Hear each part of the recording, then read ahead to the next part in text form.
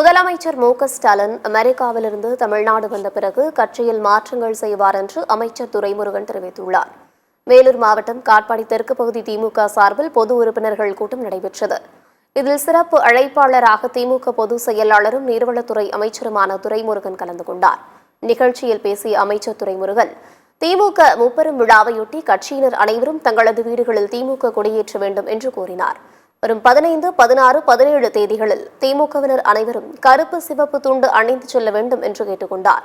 பழைய வாக்குச்சாவடி முகவர்கள் சரியில்லை என்றால் அவர்களை நீக்கிவிட்டு புதியவர்களை சேர்க்க வேண்டும் என்று அமைச்சர் துரைமுருகன், அப்படி செய்தால் காட்பாடி தொகுதி தமிழகத்திலேயே அதிகமான வாக்கு வித்தியாசத்தில் வெற்றி பெறும் நிலைமை மீண்டும் ஏற்படும் என கூறினார்.